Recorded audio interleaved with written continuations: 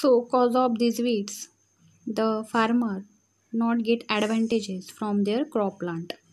Now the pods of the nettle colocasia leaves cause itching. Now the next one plant is a nettle. Nettle has a sharp hair on its leaves. This hair contains a chemical, and because of this chemical it causes the irritation in skin and also the redness to the skin. So cause of this nettle means that nettle has a sharp hair, and cause of that sharp hair which are present on that nettle leaves, it causes itching and redness to our skin.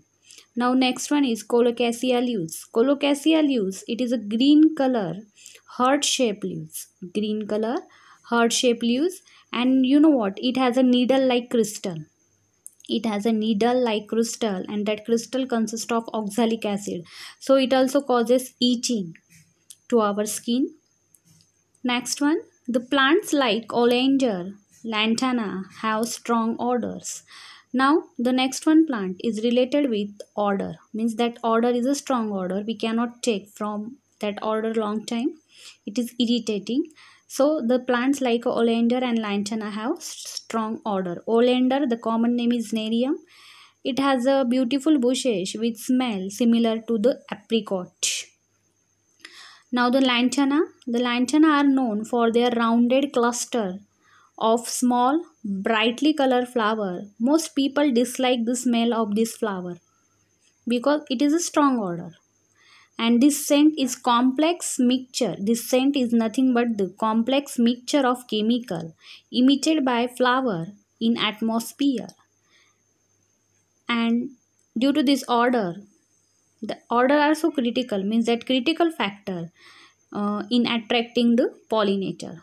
Means because of this odor, the pollinator are not attracted toward this plant. This odor is very strong. Now the uncontrolled growth of the datura plant is poisonous. We know that datura is a poisonous.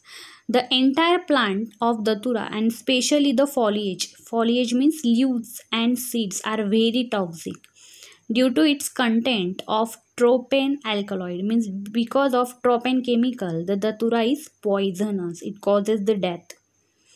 The uncontrolled growth of fungi and algae in water pollutes the drinking water and may cause of diseases. Now the fungi and algae in water, it pollutes the drinking water.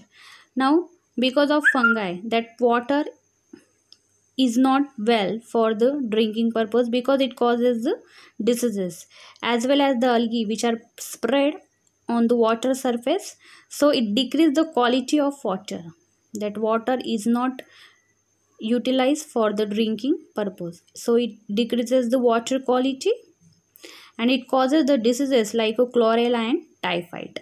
So not only the animal but also the plant are harmful to living things. Not all, but some of. We saw some of the example of harmful animals as well as the harmful plants. Okay, now we will see the next topic.